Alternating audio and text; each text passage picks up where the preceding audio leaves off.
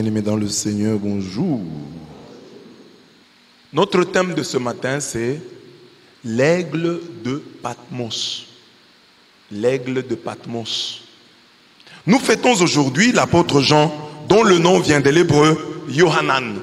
Yohanan qui signifie Yahweh, Dieu, miséricordieux. Dieu est miséricordieux. Yohanan. Dieu est miséricordieux.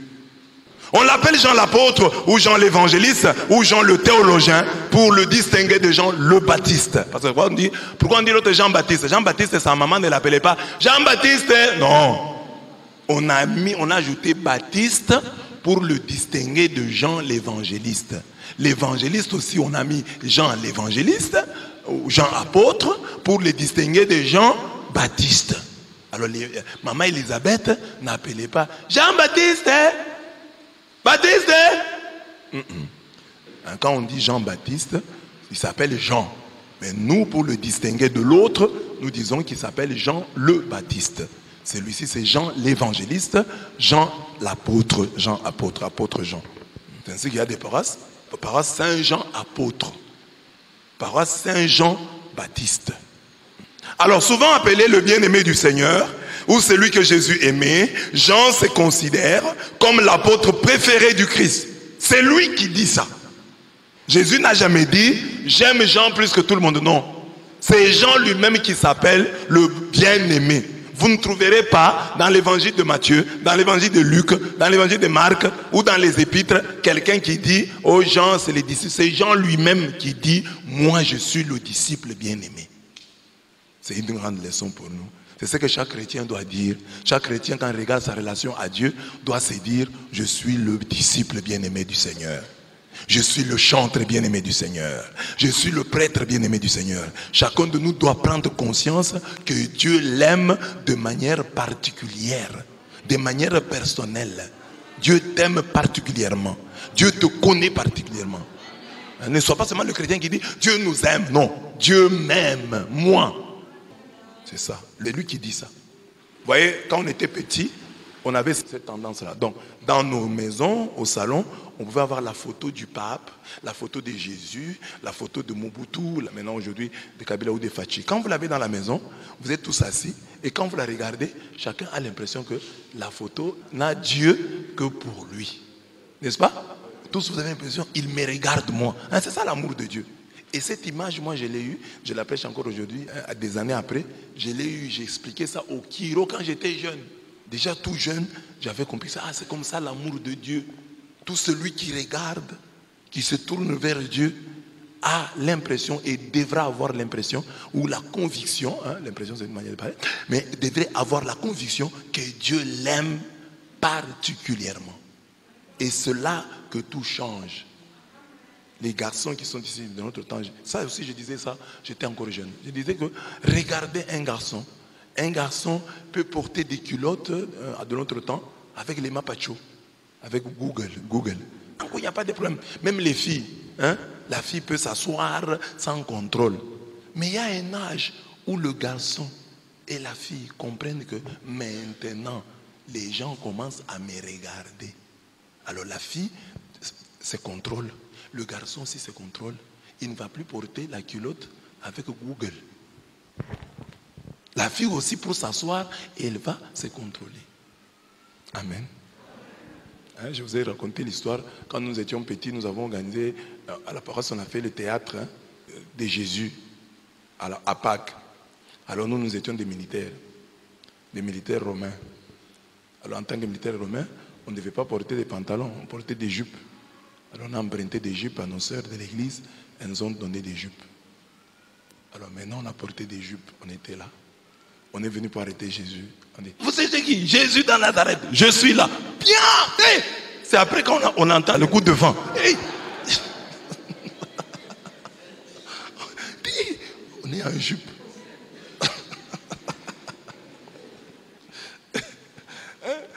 Ça, il faut être fille, il faut agrandir. Alors j'ai dit, le regard de l'autre te change.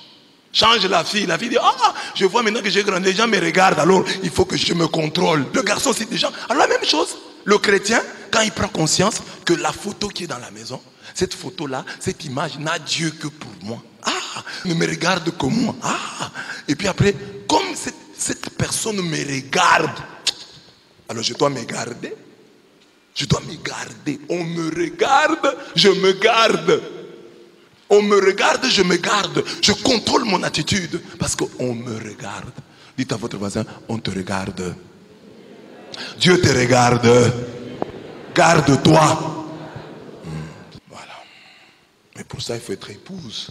C'est pourquoi j'ai parlé de l'image de la femme. Il faut vraiment être épouse. Il faut être féminin. Je l'ai dit dans les textes ici. Même si nous avons en nous la masculinité, nous devons préférer la féminité. C'est la féminité qui fait de nous le ravin du monde. Dans chaque homme, il y a une femme. Dans chaque personne humaine, il y a le féminin. Et qui réussissent dans la vie? Ceux qui développent le féminin qui est en eux. Si dans la vie tu développes le masculin, tu vas échouer. Pour être le ravin du monde, il faut préférer sa féminité. Il faut aimer sa masculinité, parce qu'en chaque femme aussi, il y a le masculin. Les femmes qui sont masculines échouent dans la vie. Les hommes qui sont masculins échouent dans la vie. Mais ne réussissent dans la vie que ceux qui aiment leur masculinité, mais qui préfèrent leur féminité. Si tu préfères ta féminité, tu seras le ravin du monde. C'est-à-dire, tout viendra à toi. Tu attireras le monde vers toi. Je suis une femme, ça suffit, non. Même quand tu es femme, il y a en toi la masculinité. Il y a en toi la féminité. Même les femmes doivent préférer la féminité en eux. Même les hommes doivent préférer la féminité en eux. La femme veut attirer. La femme veut être aimée. La femme se fait des problèmes quand elle n'est pas aimée. Mais l'homme, il s'en fout. Il y a des hommes ici, beaucoup. Hein? Si on prend le pourcentage de ceux qui se sont lavés ici le matin et ceux qui ne se sont pas lavés, la majorité de la population qui ne s'est pas lavée se trouve du côté des hommes. Vrai ou faux? Est-ce que nous, on se lave? Hein? Nous, on s'habille. On porte de nouveaux habits. Et puis quand tu es un garçon, tu fais 10 minutes dans la douche. On t'injurie. Toi, tu es une fille. Les garçons les plus sérieux, 3 minutes. Et lui, il se lave. Il a programmé. Il dit non, aujourd'hui, hier, je me suis bien lavé le dos. Aujourd'hui, c'est le ventre. Donc, il a des parties qu'il choisit. Aujourd'hui, c'est le ventre. Le dos, je l'avais nettoyé hier. Est-ce qu'il y a eu un événement qui a sali mon dos hier? Comme tous les garçons là qui sont lavés les dimanches. Certains se disent non. Le bain de dimanche là n'a pas encore expiré. Il est encore en vigueur. Il est encore en vigueur. Les dames, c'est elles. Regardez déjà ce matin comment elles ont trouvé le temps pour arranger les cheveux. C'est du temps. Hein? C'est du temps. Hein? Nous, c'est d'abord, certains, comme nous ici, n'ont pas de cheveux. Donc il n'y a pas d'histoire de peigner. On pompe,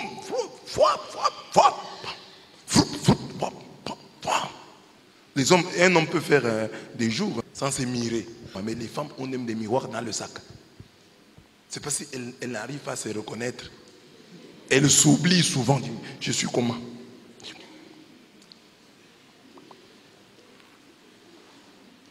Mais pourquoi vous ne faites pas? Vous cherchez quoi? Hein? Amen. Prendre les cheveux d'autrui. Et puis vous savez, quand j'ai béni les filles là et les mamans, c'est là que je sens que dans leur tête, il y a des fers, il y a des histoires. Tu touches comme ça, tu sens un corps étranger. C'est-à-dire que pour faire en sorte que ces cheveux là d'autrui puissent rester sur leur tête, elles ont créé des liaisons. Il y a des liens là avec des histoires. Il y a des histoires ici dans je touche comme ça. Je sens que...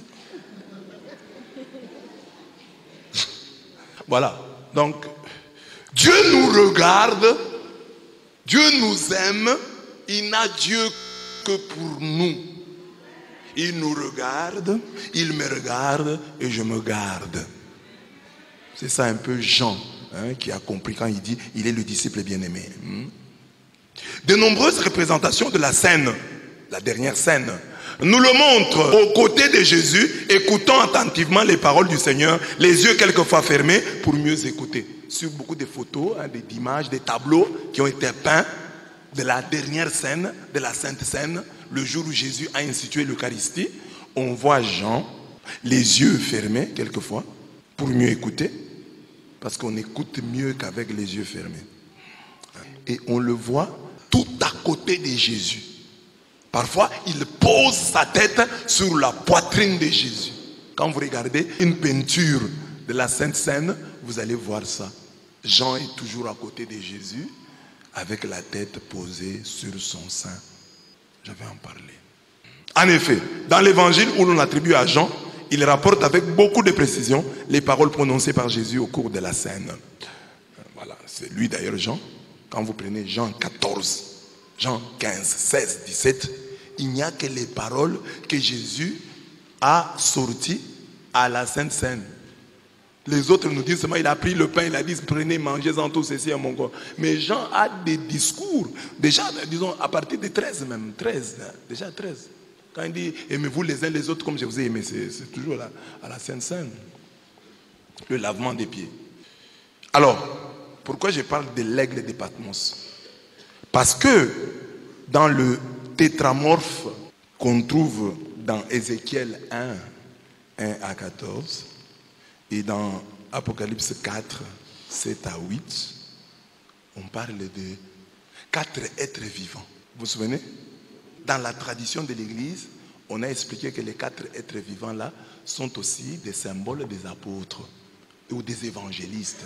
Que l'homme serait Matthieu, que le taureau serait Luc, et que le lion serait Marc, et l'aigle Jean. C'est quoi on appelle l'aigle? Parce que Jean, dans la tradition, on considère que c'est lui l'aigle. Parce que son évangile, dans son évangile, il y a de la profondeur. Comment il commence son évangile? Les autres, commencement de l'évangile de Jésus-Christ, Jésus a grandi, il est né comme ça. Et puis après, il a commencé à prêcher. Mais Jean commence son évangile dans l'éternité. Au commencement était la parole. Et la parole était avec Dieu. Cette profondeur-là, cette hauteur-là, c'est ça qui a poussé les gens à dire, lui, il est l'aigle. Parce que lui, il vole plus haut que tous les autres. Jean est un aigle. Et vous voyez l'évangile de Jean, comment il a écrit. Il ne dit pas, il ne raconte pas les événements de la vie de Jésus. Lui, il prend quelques événements, quelques miracles, et de chaque miracle, il sort un thème. Par exemple, il dit, Jésus a multiplié le pain, donc il est le pain de vie. Jésus a ouvert les yeux des aveugles, donc il est la lumière du monde. Jésus a ressuscité Lazare, donc il est la résurrection et la vie. C'est comme ça que lui travaille. Il a rassemblé quelques miracles. Il ne parle pas de tous les miracles. Il a rassemblé quelques miracles, mais à partir des miracles, il a développé toute une théologie. Ce qu'on lui appelle le théologien, Jean le théologien. Lui, il ne raconte pas. Il n'est pas comme les 3 évangiles synoptiques. Quand vous prenez l'évangile des Jean, c'est autre chose. Il a une autre perspective. Il y a chez lui de la hauteur et de la profondeur. Ce qu'on appelle l'aigle. Alors pourquoi Marc est dit lion? Marc est dit lion parce que l'évangile commence, voici la voix qui crie dans le désert. C'est comme le lion qui rugit dans le désert. Et pourquoi Matthieu est dit l'homme? Oui, parce que dans l'évangile de Matthieu, l'évangile commence avec la généalogie de Jésus. La généalogie montre les racines humaines de Jésus. De qui Jésus descend-il? Et dans l'évangile de Luc, pourquoi Luc est le taureau? Luc est le taureau parce que son évangile commence avec le sacrifice de Zacharie. Zacharie est au temple en train de sacrifier. Et l'animal par excellence du sacrifice, c'est le taureau, c'est la vache. Alors on dit voilà, lui c'est l'évangile du sacrifice.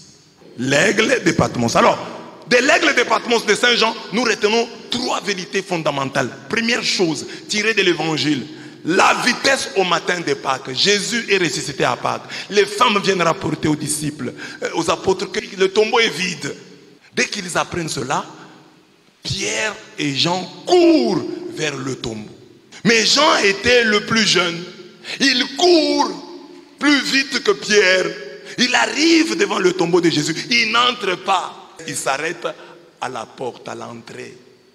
À l'orée du tombeau, il s'arrête. Pierre, qui était l'aîné, vient, entre.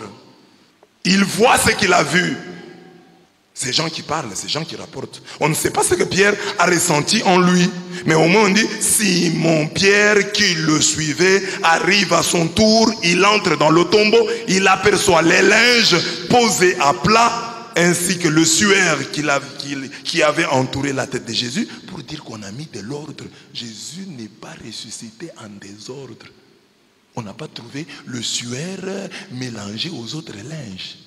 On a trouvé les suaires qui avaient entouré sa tête, non pas posés avec les linges, mais roulés à part, à sa place. De l'ordre. Demande à ton voisin, dans quel état tu as laissé ton lit? Ce matin, tu es ressuscité. Jésus, quand il ressuscite, il a le temps de rouler. Le suaire, il le roule, il le met à côté. Amen. Si on part ce matin, voir un peu l'état de ton lit. Il est dans quel état? C'est comment? Pourquoi on dit ça? Des gens peuvent penser que c'est un détail anodin. C'est pour exclure la thèse du vol. Parce que les gens qui viennent voler ne peuvent pas prendre un suaire et le rouler à côté. Non, non, quand quelqu'un vole, il prend, on devait trouver le suaire par terre, le linge par terre. Mais on trouve, le suaire, c'est comme quelqu'un qui a enlevé vraiment et il l'a déposé. Donc quand Jésus est ressuscité, lui-même, il est ressuscité. Il a pris, on m'avait mis ça à la tête. Il enlève, il dépose là. Et puis il est sorti. Ce n'est pas qu'on est venu le voler. Il y a de l'ordre. On a trouvé dans le tombeau, il y avait de l'ordre. Le suaire, non pas avec les autres linges, mais roulé à part. Parce que Jésus devait l'enlever. Les autres linges, bon, il l'a enlevé, il l'a déposé là-bas. Mais il a pris le linge, il l'a déposé ici à côté. Or, les voleurs, quand ils viennent voler, un corps, ils n'allaient pas laisser les linges. Ils allaient l'emporter avec les linges. Mais comment on l'emporte sans linge? Donc il est parti nu. Mais le plus curieux, c'est que quand il commence à apparaître aux gens, alors qu'il a laissé les habits dans le tombeau, il apparaît aux gens, il a des habits. Il a eu les habits. Amen. Amen. Les femmes qui l'ont vu ne l'ont pas vu nu. Et pourtant, il a laissé tout ce qu'il avait comme vêtements dans le tombeau. Mais on montre déjà le caractère surnaturel de cet événement qu'ils vont appeler résurrection. Parce que quand ils voient pour la première fois, ils ne peuvent pas appeler ça résurrection. Ils voient seulement que le tombeau est vide. On a emporté notre Seigneur. C'est ce que dit Marie. On a emporté notre Seigneur et on ne sait pas où on l'a mis. Mais Pierre entre, Pierre ne dit rien. Mais Jean, lui, quand il entre, parce qu'il parle de lui-même, on ne sait pas ce qui s'est passé dans le cœur de Pierre. Lui, quand il voit, il dit, il vit et il crut. Que vit-il pour pouvoir croire? Il a vu les linges. Et les linges lui ont parlé. C'est-à-dire, quand tu veux croire, tu vas croire. Quand tu ne veux pas croire, tu ne vas pas croire. C'est-à-dire, lui, il voulait bien croire. Alors quand il a vu seulement les linges, il dit, non, en tout cas, il est ressuscité. Mais quelqu'un d'autre peut voir les linges, non? Les voleurs là l'ont pris, etc. Mais ils ont pris soin d'abord de les déshabiller. Mais lui a vu, comme c'était le disciple bien-aimé, il a cru. C'est la thèse la plus positive qu'il a attribuée à son maître. Amen. C'est ça l'amour.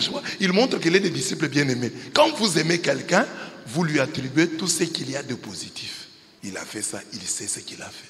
Mais quand vous n'aimez pas quelqu'un, tout ce qu'il y a de négatif, s'il s'était, il s'était parce qu'il connaît. On accuse quelqu'un injustement et il s'était. C'est l'amour qui nous permet de lire les événements.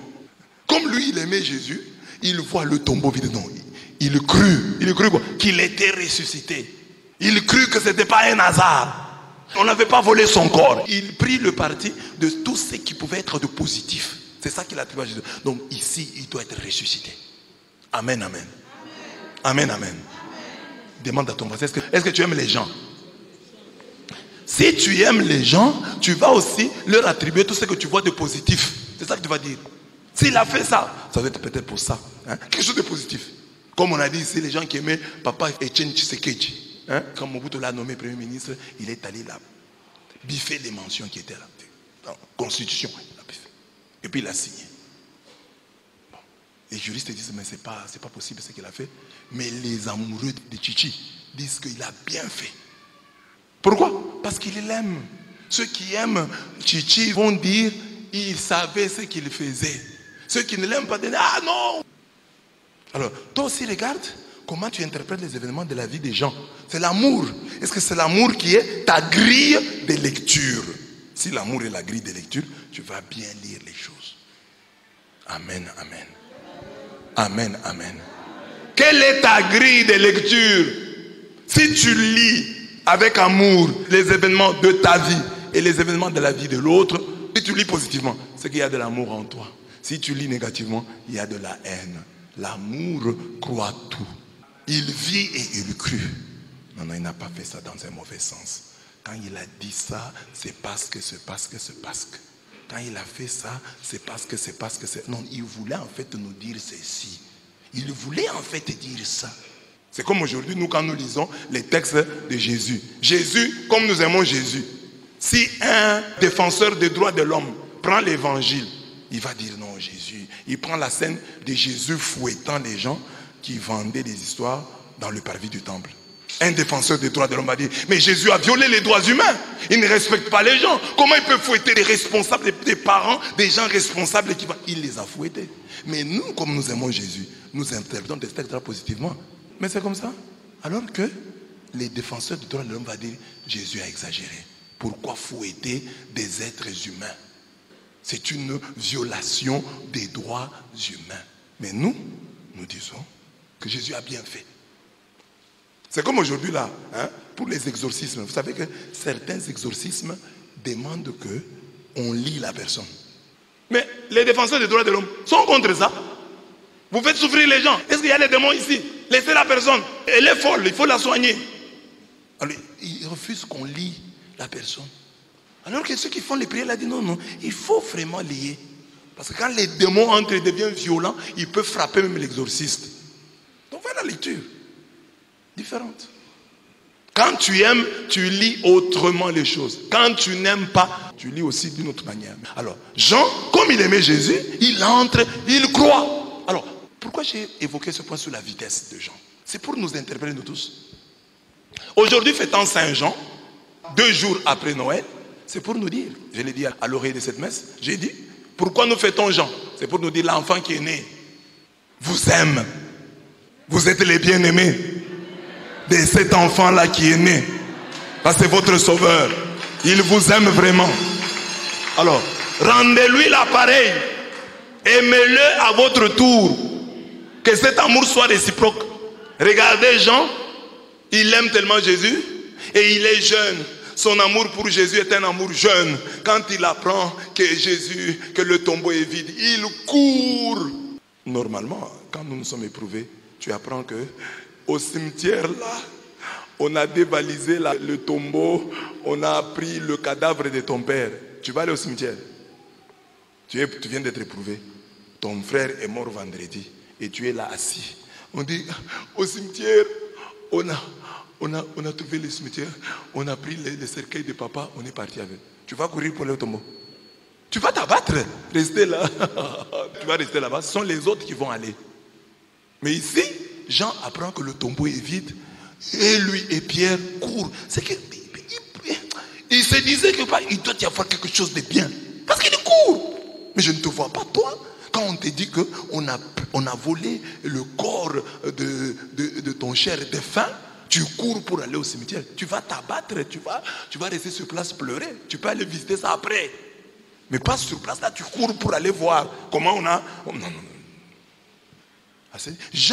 Pierre et Jean avaient quelque chose d'autre en eux qui les a fait courir. Ils ont couru vers le tombeau. Mais Jean, comme il était jeune, il a couru plus vite que Pierre. C'est là l'interpellation. Soyons nous aussi comme Jean. Avec Pierre, allons au tombeau en courant. Mais plus que Pierre, arrivons les premiers. Soyons plus rapides. Que ton amour soit plus rapide.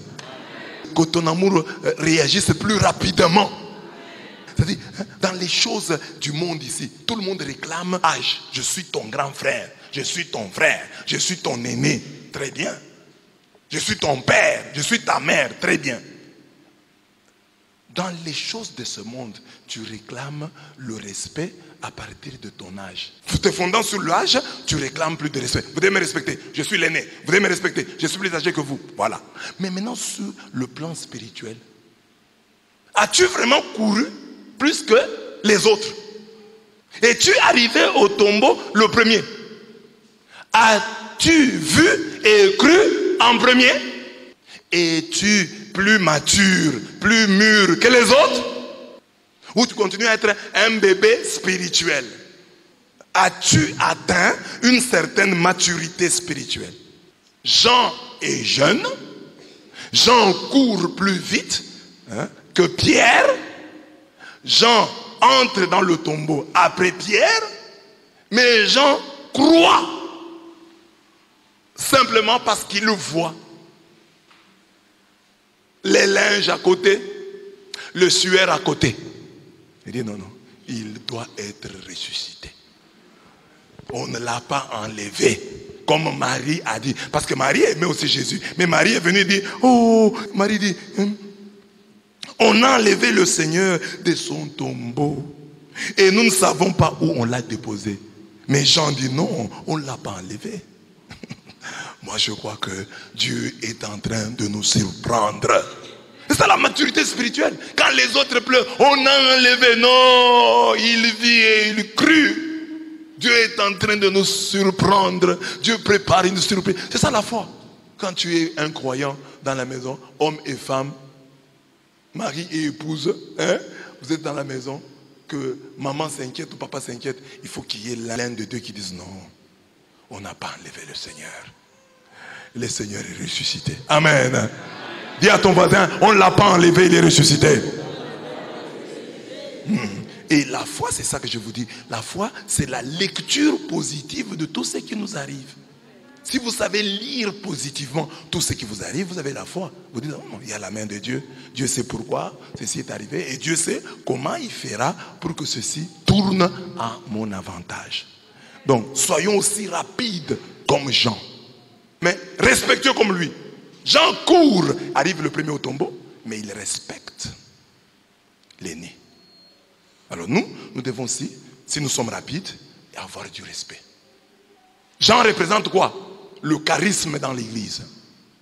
Pierre représente quoi? Le pouvoir, le magistère dans l'église. Le charisme court et doit courir plus vite que le pouvoir, plus vite que le magistère. C'est normal. C'est normal que le charisme court. Qu'à l'église, un prêtre qui a un charisme puisse dire on peut prier comme ça, on peut faire comme ça, d'après l'inspiration, on peut faire ça. Mais il faut maintenant qu'il y ait le pouvoir qui dit non, attends, on doit d'abord voir ce qu'il faut faire. Alors, les deux doivent marcher ensemble. L'exemple de Padre Pio est très instructif pour nous tous. Padre Pio avait un puissant charisme.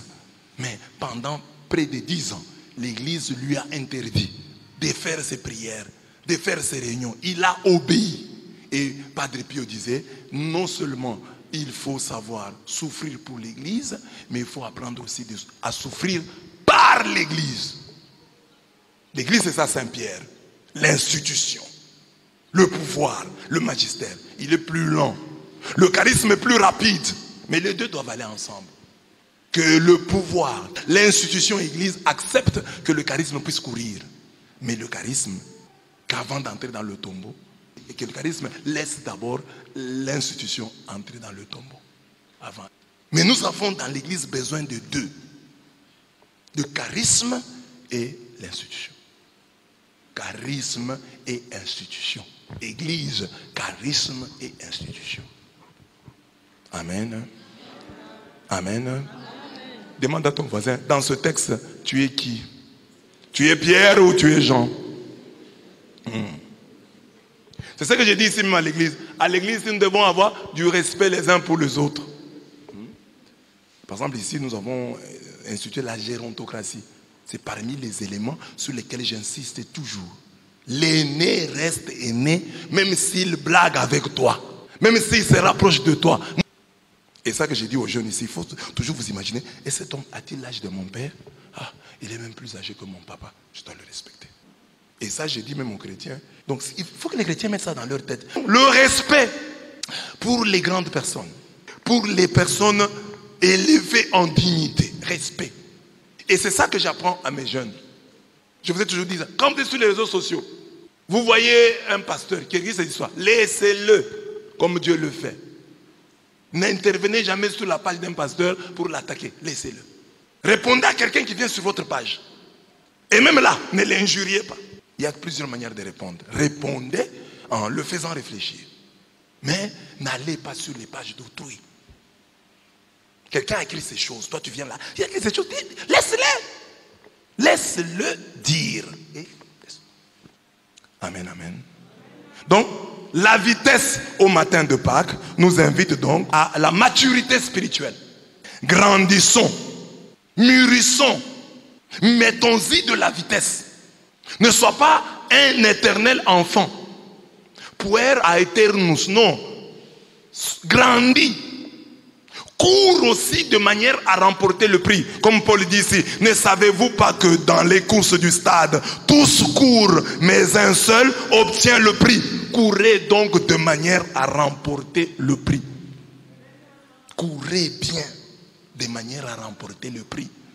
Il y a des gens qui sont allés à la Coupe du Monde juste pour participer. Mais d'autres sont allés pour prendre la coupe. Et on a vu ça, on regarde sur la jambe Messi, on voit tatouer la Coupe du Monde. Oh, il était venu en mission. Hein? Comment il s'est fait tatouer sur la jambe la Coupe du Monde? Il tenait à la prendre. Mais il y en a qui sont venus dire, si nous arrêtons au quart de finale, c'est déjà beaucoup. Si nous arrivons en demi-finale, nous sommes comblés. Mais d'autres sont venus pour prendre la coupe. Alors, toi aussi, bats-toi de manière à remporter la coupe. De manière à remporter le prix. Je ne suis pas venu seulement participer. Je veux remporter cette coupe. Amen, amen. Amen, amen. Hébreux 5, 12, 14 nous dit, il s'est passé suffisamment de temps pour que vous deveniez des maîtres. Et pourtant, vous avez encore besoin qu'on vous enseigne les premiers éléments du message de Dieu. Et ça, on trouve des papas, des mamans qui ont un tel âge, 50 ans, mais sur le plan spirituel, ils en sont encore au niveau du catéchisme. On les initie d'abord au sacrement. Hein? Non? À un âge, il y a des choses qui ne peuvent plus t'ébranler. Quand tu as écouté autant de messages, il y a des choses qui ne peuvent t'ébranler. Comme je disais à des couples, j'ai dit, des couples de chez moi ici. Chaque enseignement, je touche toujours la vie du couple d'une manière ou d'une autre. Maturité. Et puis, ça doit venir vite. Aux âmes bien-nées, la valeur n'attend point le nombre d'années. Donc, vitesse. Grandissez vite. Je n'ai que 2 ans de mariage, mais j'ai beaucoup appris en 2 ans. Et puis, il y a des hommes là-bas qui créent toujours des incidents et eux sont incapables d'éteindre le feu. Ils allument le feu. Tu joues avec moi, tu joues avec moi. Parce que j'étais épousé, tu veux blaguer avec moi? Et si je ne t'avais pas épousé, tu allais faire quoi? Papa, tu es Dieu. Amen. Continuons la vie. Continuons la vie. Demande pardon. On ne va pas continuer la vie comme ça. Demande pardon, tu as mal parlé. Et puis, ce n'est pas une fois, c'est 2 fois. J'ai prêché ici, j'ai dit, les mamans, quand papa se lève le matin, là, s'il n'a pas un travail, il se lève, il va chercher l'argent. Ce n'est pas évident. Mais une femme mature dit, non, mon mari ici est animé de bonne foi. Ça, c'est la maturité. Je comprends, mon mari. C'est toi d'ailleurs son coach. Papa, on n'a pas eu, mais on aura. Dieu nous aidera. Dieu marchera avec nous. L'homme est encouragé par sa femme. Et pas la femme qui décourage l'homme. Vitesse. Et puis les filles qui sont ici. Vous avez une chance, même les hommes, les garçons qui sont, vous avez une chance que vous écoutez ces choses avant d'entrer dans le mariage. Amen. Voilà, la vitesse. Donc, grandissons vite. Nos pieds sont agiles, prompts à verser le sang. Romains 3, 15. Nous avons de la vitesse dans des mauvaises choses. Mais dans les bonnes choses, nous ne mettons pas de la vitesse. Mettons de la vitesse dans les bonnes choses. C'est ce que l'épître aux Hébreux que je lisais là disait, que vous avez encore, vous avez besoin qu'on vous enseigne les premiers rudiments du message de Dieu. Vous avez encore besoin de lait au lieu de nourriture solide. Celui qui se contente de lait n'est qu'un enfant. Il n'a aucune expérience au sujet de ce qui est juste. Par contre, la nourriture solide est destinée aux adultes qui, par la pratique, ont le sens habitué à distinguer le bien du mal. Hébreux 5, 12 à 14. Donc, au lieu d'avoir les pieds agiles, prompts à faire le mal, à verser le sang, soyons plus rapides dans le bien comme Jean. Et ça, c'est aujourd'hui. Et l'appel de Dieu est dit, aujourd'hui, si vous entendez sa voix, n'endurcissez pas votre cœur. Amen. Les Ninivites dont parle Jonas 3, 1 à 10 sont un exemple en la matière. Ils étaient des gros pécheurs dont le crime criait jusqu'au ciel, Mais ils se convertirent vite et bien suite à un petit message donné par un prédicateur grincheux. Nous vous prêchons ici de tout notre cœur. Celui à qui on a beaucoup donné, il sera beaucoup demandé. La même chose pour les frères, les sœurs de l'église. Vous devez être différents parce que vous avez été à la bonne école. Vous avez été enseigné. On vous a enseigné tout le conseil de Dieu. Donc vous devez être différents. Les papas, les mamans. Vous devez être mûrs. Même les jeunes.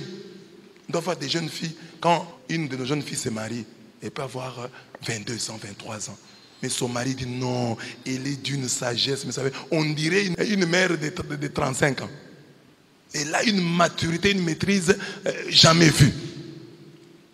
C'est arrivé dans une famille. Un homme a rencontré la femme sur la rue. Puis ils ont parlé, et puis après ils se sont connus, ils ont causé, et puis après ils ont accepté le mariage. Alors quand l'homme a commencé à fréquenter la famille, il s'est rendu compte que la petite sœur était plus mûre que sa grande sœur. Il dit, pourquoi je n'ai pas vu ça avant? Bon, tu ne pouvais pas voir. Mais il a raconté la grande sœur. Complication. Il dit, mais petite sœur, mature, bien, et comprend des choses plus facilement. Sois comme ça. Son intimité avec Jésus. Jean est l'intime de Jésus.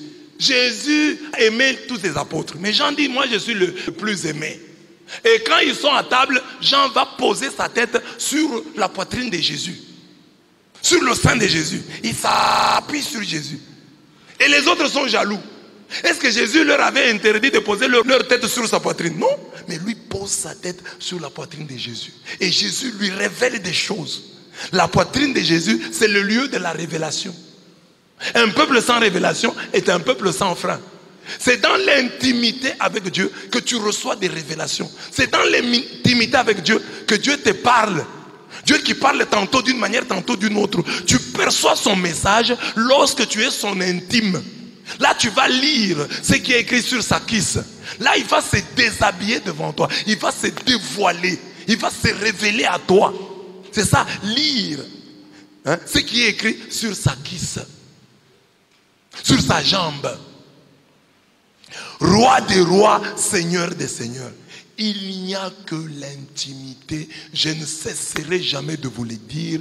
Il n'y a que l'intimité qui est source de fécondité.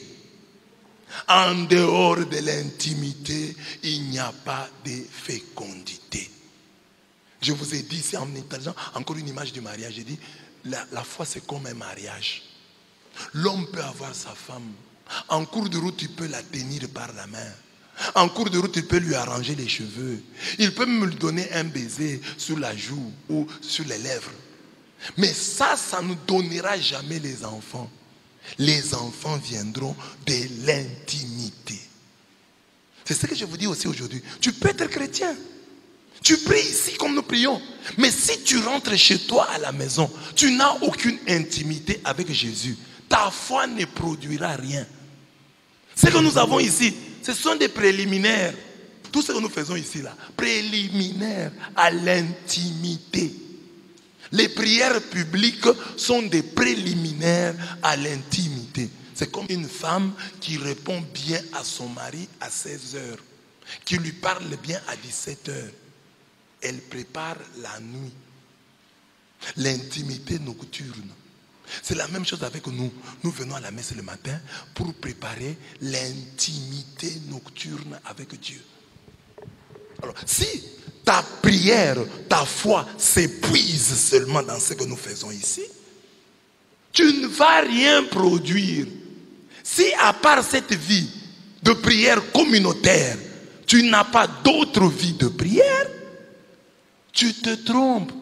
Ta foi chrétienne sera stérile, inféconde. Elle ne produira rien.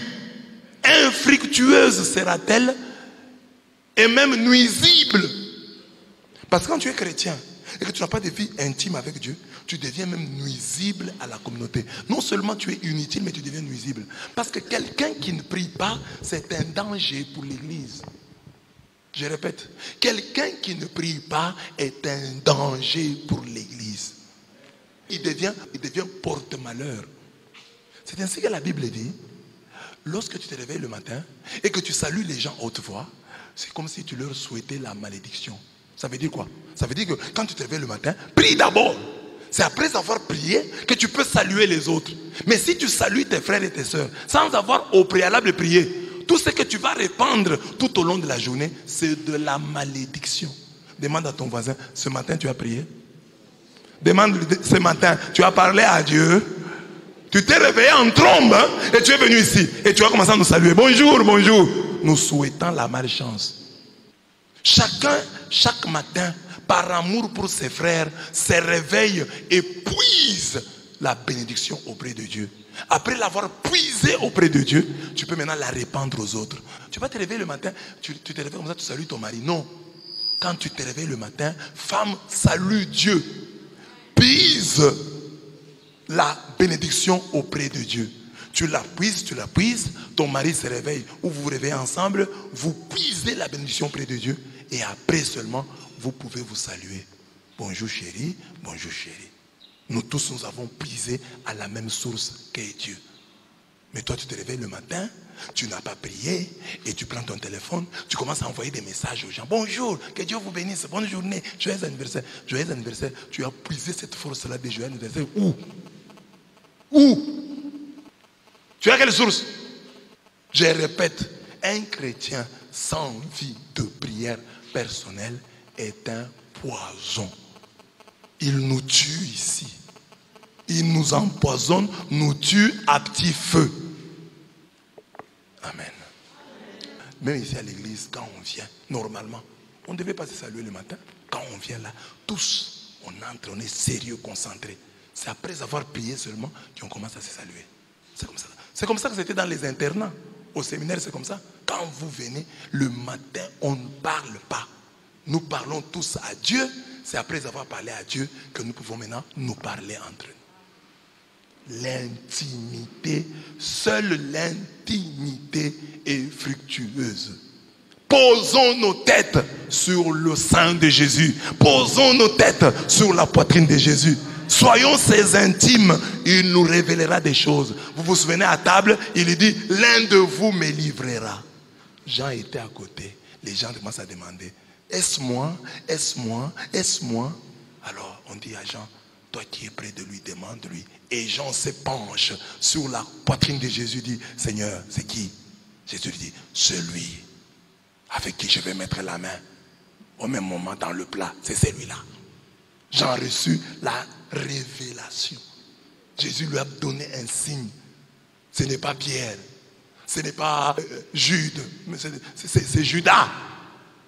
Mais ça lui a été révélé parce que sa tête était sur la poitrine de Jésus. Amen. Que ta tête soit sur le sein de Jésus. Afin que tu reçoives des révélations. Sans révélation, tu vis sans frein. Tu vas aller tomber dans le précipice. Mais avec la révélation, tu vas être éclairé. Et Jésus nous dit, venez à moi, vous tous qui êtes fatigués, il nous invite. Il dit, tout ce que le Père m'a donné viendront à moi. Et je ne mettrai pas dehors celui qui vient à moi. Donc, précipitons-nous et trouvons-nous une place dans la poitrine de Jésus. Dans la poitrine, c'est là qu'il y a le cœur. Trouvons une place dans le cœur de Jésus. Et vous voyez, j'explique dans le texte que l'intimité de Jean et Jésus a créé même des problèmes. Au point qu'on a créé la thèse du 13e disciple. Comment ça? Les gens ont vu sur des photos un disciple jeune, toujours à côté de Jésus. Et les gens, dans leur imaginaire, ils ont commencé à réfléchir. Ils disent non, ce disciple bien-aimé là, ce n'était pas un homme. C'était une femme, la femme de Jésus. Mais les apôtres n'aiment pas en parler comme ça. C'est ainsi qu'ils nous cachent en disant le disciple bien-aimé. C'était une femme. Vous comprenez? Il y a même tout un évangile apocryphe, je donne ici dans le texte, qui en parle. L'évangile apocryphe attribué à Philippe vient au secours de cette thèse sensationnelle et il est formel. Parlant des femmes, cet évangile dit, il y en avait 3 qui marchaient toujours avec le Seigneur. Marie, sa mère, et sa sœur, et Madeleine, appelait sa compagne. Sa sœur, sa mère et sa compagne étaient chacune Marie. Et il précise sans aucune fausse pudeur, car cela n'est-il pas naturel? Écoutez ce qu'il dit. Et la compagne du Fils est Marie-Madeleine. Le Seigneur l'aimait plus que tous les disciples et l'embrassait souvent sur la bouche. Les disciples le voyaient et ils lui dirent, pourquoi l'aimes-tu plus que nous tous? Le Sauveur leur répondit et leur dit, comment se fait-il que je ne vous aime pas autant qu'elle? Un aveugle et quelqu'un qui voit, quand ils sont tous deux dans l'obscurité, ne se distinguent pas l'un de l'autre. Si la lumière vient, alors celui qui voit verra la lumière, alors que celui qui est aveugle demeurera dans l'obscurité. Apocryphe. Mais moi, je table là-dessus en disant, si on a pu raconter ça, c'est-à-dire, l'histoire c'est le disciple bien-aimé. On le voit toujours à côté de Jésus. Alors comme les hommes ne peuvent pas imaginer que, à côté, toujours à côté. C'est ainsi que vous voyez le tableau de Leonardo da Vinci, il y a une personne qui est là, on dit 13e apôtre. Alors le 13e apôtre là, il a un visage de femme. Et Leonardo da Vinci a dessiné comme ça, sciemment. C'est une rumeur, une fausse rumeur. Mais moi j'ai dit qu'elle est belle, qu'elle signifie que Jean était tellement intime de Jésus que les gens ont pu penser que Jean était une femme. Et là c'est un enseignement pour nous. L'Église, on l'appelle épouse du Christ. Soyons aussi des intimes de Jésus au point que les gens puissent dire nous sommes ces femmes. Intimité. On le voit, l'intimité, la complicité entre Jésus et Jean, comme c'est encore le cas dans notre société, est sujette à caution et douteuse, soupçonnée. Récupérant positivement ces allégations, ces affirmations non prouvées, nous disons que pour être le disciple bien-aimé du Christ, la flèche de grand prix, préférée et serrée dans le carquois du Seigneur, Isaïe 49, 1 à 6, il faut préférer sa féminité à sa masculinité et être cette église épouse du Christ qui lit ce qui est écrit sur la caisse de son Seigneur. Apocalypse 19, verset 16. Et au sujet de laquelle ce même Seigneur ne cesse de dire, c'est pourquoi je vais la séduire, je la conduirai au désert et je parlerai à son cœur. Que nous soyons toujours l'épouse de Jésus-Christ. Tu es homme, préfère ta féminité. Tu es femme, préfère ta féminité. Car c'est la féminité qui fera de toi l'église, l'épouse du Christ.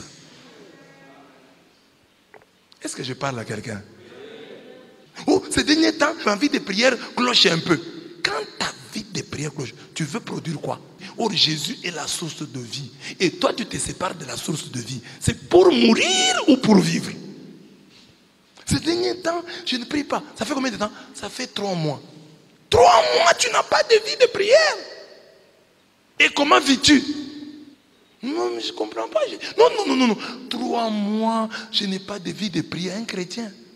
Et vous êtes là, un couple, papa et maman. Vous êtes à 2. Vous arrivez le soir, vous dormez. Le matin, vous vous réveillez. Sans prier, ni au sommeil, ni au réveil. Sans avoir des moments de prière dans la maison. Et vous voulez gagner. Vous savez ce que font vos ennemis à chaque heure, à chaque moment? Vous savez à quelle cérémonie ils se soumettent chaque jour ici? Ça fait 3 mois, je n'ai pas de vie de prière. Comment vas-tu tenir dans cette vie, dans ce monde, si tu n'as pas de vie de prière? Amen. Demande à ton voisin, comment va ta vie de prière? Comment se porte ta vie de prière? Ah, j'ai prié un peu de temps en temps. C'est ça. Et enfin, sa proximité avec Marie. Jean est le disciple bien-aimé à qui Jésus confia sa mère. Jésus n'a pas confié sa mère à n'importe qui. Chers catholiques, soyez-en fiers. Si vous êtes catholique, vous êtes le disciple bien-aimé à qui Jésus confia sa mère. Acclamez pour vous-même.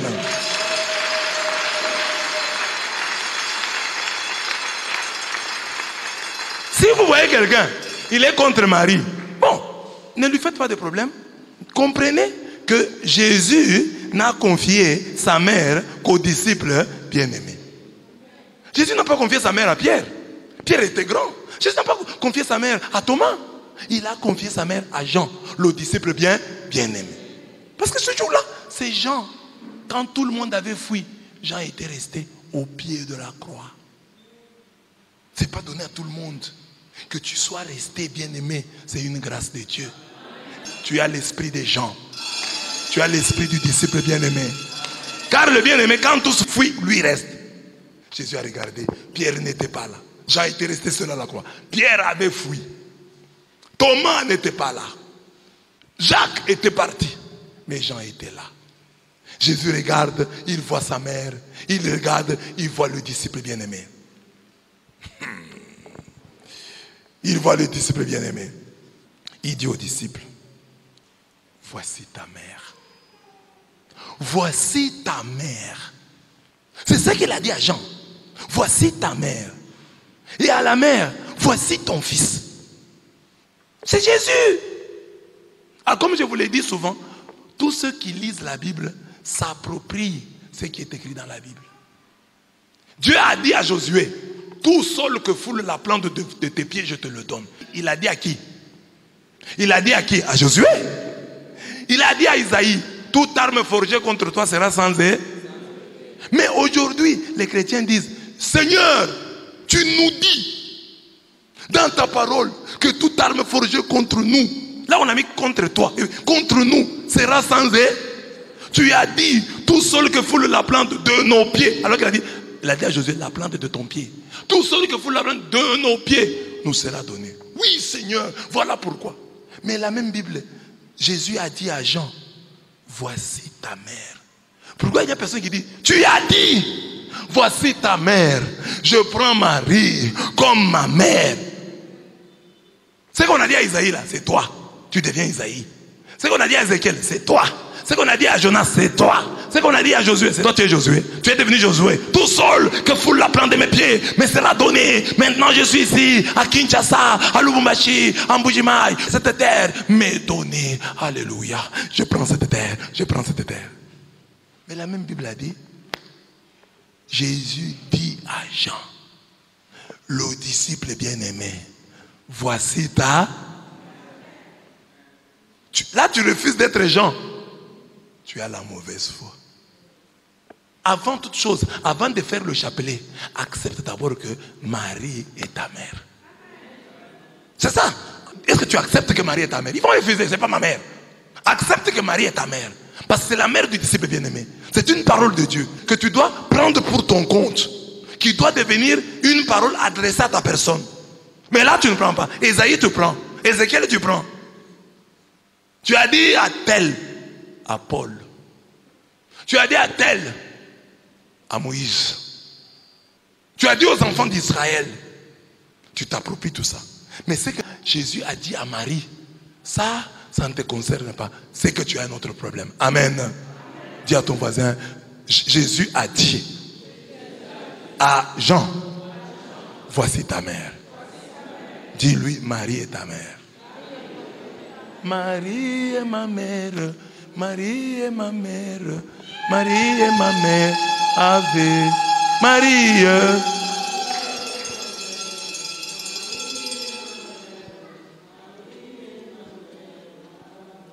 Donc Marie est un don que Dieu fait aux disciples bien-aimés.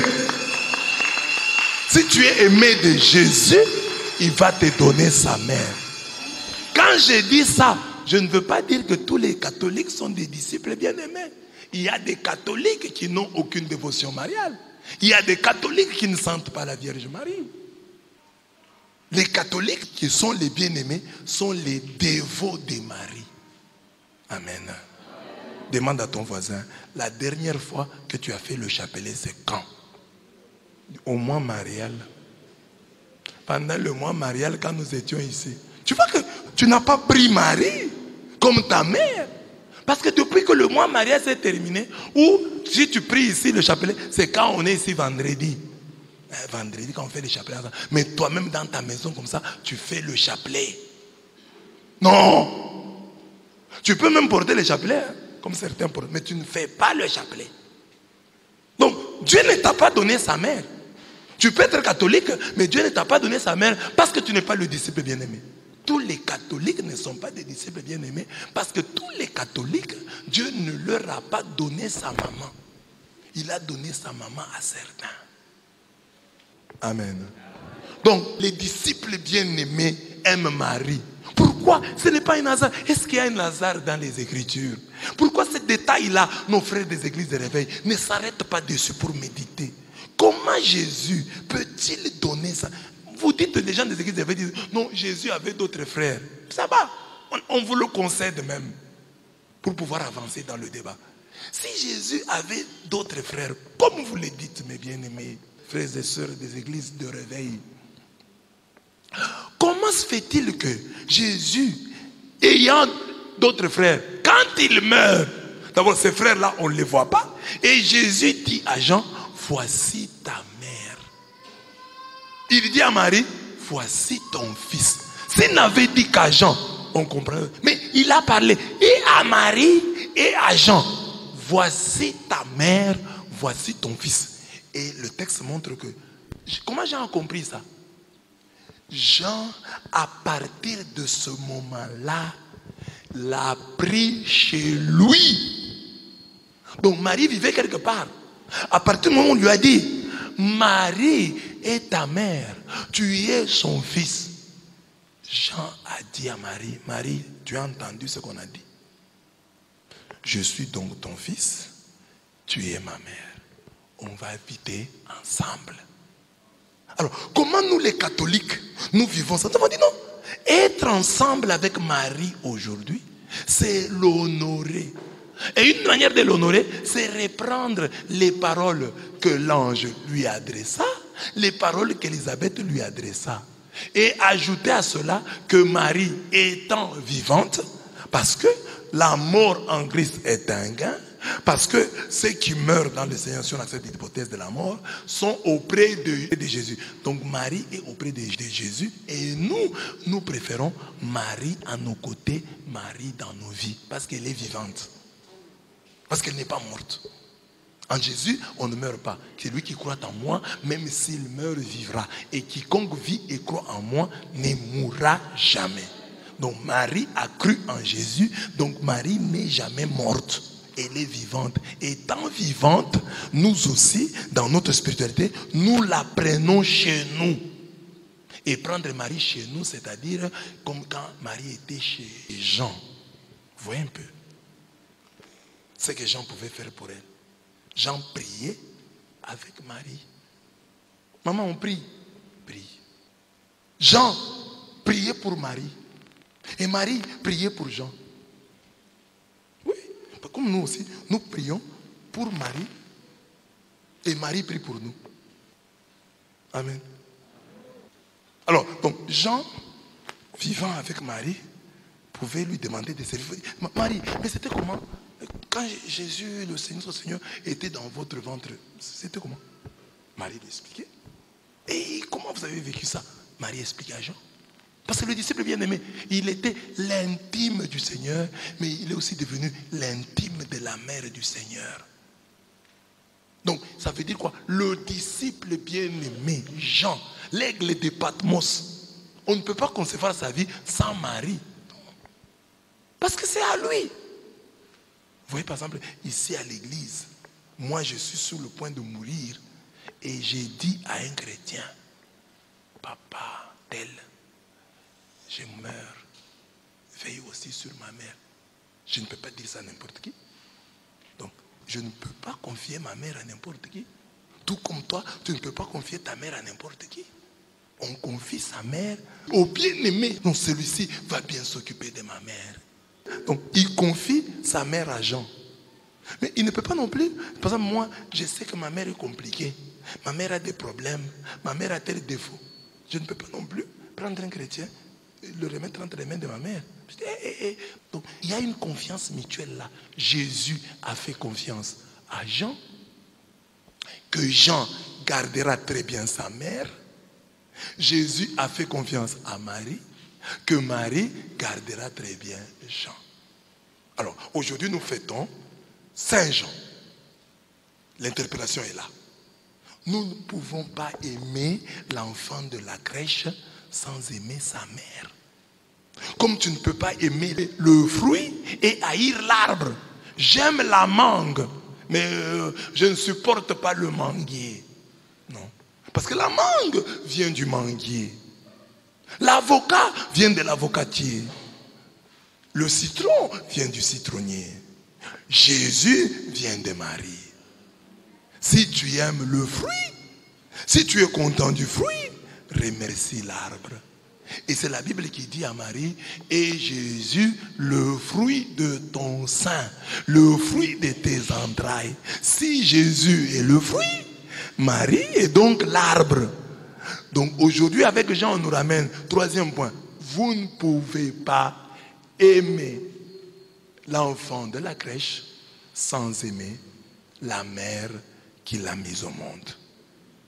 Deuxième point, vous ne pouvez pas aimer l'enfant de la crèche et avoir avec lui des relations superficielles. Avec l'enfant de la crèche, ayez des relations profondes. Posez vos têtes sur son sein. Devenez Église son épouse. Entrez dans son intimité. Qu'il se découvre, qu'il se dévoile à vos yeux, qu'il se déshabille à vos yeux, qu'il vous fasse entrer dans son intimité. Premier point, vous ne pouvez pas croire en l'enfant de la crèche sans croître. Parce que cet enfant de la crèche, à 12 ans, il avait déjà une grande maturité. Déjà le fait que cet homme de Jésus a su gérer la divinité en lui, c'est un grand miracle. Donc, nous avons des problèmes pour gérer 500 000 $. Demande à ton voisin, si on te donne 500 000 $, tu fais quoi ce matin? On te donne, pan, tu quittes la messe, non? 500 000, tu restes ici. Tu sors d'abord. Quelqu'un a dit, je vais d'abord à Kinshasa. Je vais seulement à l'aéroport, je pars d'abord. Les restes, on verra après. Donc 500 000 $, je suis allé très loin. 500 000 $, je suis allé très loin. Je préfère mettre la barre là-bas. Mais nous, avec 500 000 $, on peut se perdre. Il y a des femmes qui vont tuer leur mariage ici. Bon, avec 500 000 $, les mamans ne sauront pas gérer 500 000 $. Elles vont quitter le mariage. Les papas vont épouser. Dans nos villages ici, il y a des ONG maintenant. Des organismes humanitaires, des organisations humanitaires. Ils vont dans les villages. Ils remettent aux villageois 600 000 francs. 300 000 francs. Que font les villageois? Ils multiplient le nombre de femmes. L'argent qui lui a été donné pour manger. Lui dit, je me marie, j'ai l'argent. Je ne me mariais pas parce que je n'avais pas l'argent. J'avais une seule femme à cause de la pauvreté. Maintenant que j'ai 600 000 francs, je vais ajouter notre femme. Chaque mois, j'aurai une femme. Parce qu'il y a des femmes au village, la dot c'est 50 000, 100 000 francs. Mais Jésus-Christ a su gérer. Jésus, homme, a géré la divinité en lui. Il est Dieu. 12 ans, 13 ans, 14 ans, je disais dimanche. Et Jésus est toujours assis. La divinité en lui. On ne sait pas ce qu'il a fait pendant 30 ans. Avec la divinité en lui. Il a su la gérer. Il a su dire à la divinité en lui, attends, ton moment viendra. 30 ans, gérant la divinité. En privé, c'est incroyable. 30 ans, toi, quand tu as 100 $ ici, tu ne vas pas terminer la messe. 100 $ seulement. On t'a dit, tu as 100 $, tu dois retirer ça. Tu ne vas pas terminer la messe. Je dois aller changer l'argent. Parce qu'on ne sait jamais, la guerre peut surgir à tout moment. Et je vais manquer comment changer l'argent. Jésus a été patient. 30 ans gérant le divin en lui. Calme. Qu'est-ce qu'il a fait pendant les 30 ans? C'est à 30 ans qu'il va chez Jean-Baptiste. Il reçoit le baptême. Et il prêche. 3 ans seulement. Et il change le monde. Il n'a pas écrit des livres. 30 ans, il est resté dans l'anonymat. C'est petit ici. Toi, tu as quel âge? Regardez, 50, 25 ans. Vous le connaissez déjà. Il a déjà fait des choses à Chikama. 30 ans. Mais c'est lui qui devait commencer à faire. Maman, Marie, il n'y a pas de sucre. Amène le sable. Prenez, préparez. Mais 30 ans, il a le pouvoir de changer le sable en sucre. Il ne fait pas. Il a le pouvoir. Oh, Jésus joue au football. On va dire, Jésus joue avec ses amis. Il a fait... Non, ce sont les apocryphes qui ont commencé à créer. Mais l'évangile, comme ne dit rien. Jésus ne fait rien à 25 ans. Il gère le divin en lui. Mais nous sommes là. Une promesse seulement. Oh, tu vas venir en Afrique du Sud. Ça suffit pour se moquer des gens, parler de n'importe quoi. Vous blaguez avec moi. Vous savez mon avenir. Vous savez ce que je vais devenir. Vous savez que j'ai un oncle aux États-Unis. Je vais vous coloniser, je vous dis. Tu as quoi? Une petite promesse. Mais Jésus, ton maître, le divin en lui, pendant 30 ans, il a géré. Il n'a rien fait. On sait seulement à 12 ans. Il a montré que j'étais capable de faire ça. Parce qu'on avait dit, Jésus, à 3 ans, il prêcha. Il pouvait prêcher à 3 ans. C'était Dieu. À 1 année, il prêche. Bien-aimé dans le Seigneur, je suis un bébé, mais je suis le Seigneur, je suis votre Seigneur. 3 ans, il a fait. C'est à 12 ans qu'on le voit au temple. Il nous fait un flash. Ils disent, j'ai 12 ans, mais vous avez vu comment les grands m'ont écouté. Ils ont trouvé que je suis intelligent. Donc je peux faire ça. Il rentre. Vie cachée de Jésus. Il se cache. Dieu qui se cache. Vraiment, tu es un Dieu qui se cache. Il ne fait rien. Parce que tu veux toujours qu'on te voie. Que tu sois sous le feu des caméras. Qu'on parle de toi. Alors que le roi des rois, le Dieu né de Dieu, la lumière née de la lumière. D'abord, il est né où? Dans une étable à bœufs. Je posais la question hier. N'avait-il pas de la famille à Bethléem? N'avait-il pas des oncles, des tantes? Mais comment il va naître dans une ferme, dans une étable à bœufs? Et il n'a pas de berceau, on le met dans une mangeoire, dans une assiette. L'assiette où on mettait la nourriture des animaux. C'est là qu'on le dépose. Alors qu'il y avait des oncles, mais il n'y avait aucune famille. Dieu ne pouvait-il pas préparer une famille qui le recevrait? Il a accepté cela pour nous enseigner. Malgré notre grandeur, restons petits. Malgré notre élévation, restons petits. Amen.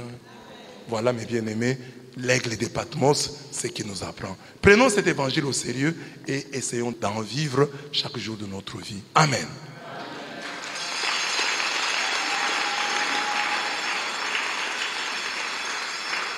Nous nous mettons debout. Il y a des prières, 3 requêtes, toutes relatives aux 3 points du jour. Première requête, Seigneur, donne-moi la vitesse comme celle des gens au matin de Pâques. Puissais-je courir de manière à remporter le prix. Comme lui, rends-moi respectueux des institutions sans pour autant trahir le feu de tes charismes. Seigneur, je vis sans frein par manque de révélation. Donne-moi de vivre la tête posée sur ta poitrine, afin de recevoir de toi les révélations dont j'ai besoin pour bien orienter ma vie et mes choix. Seigneur, merci pour Marie de Nazareth, ce cadeau précieux fait à tes disciples bien-aimés. Aide-moi à rester son fils et fais en sorte qu'elle demeure ma mère. Je ne la mérite pas, mais j'ai besoin d'elle. Gloire au Père, au Fils et au Saint-Esprit.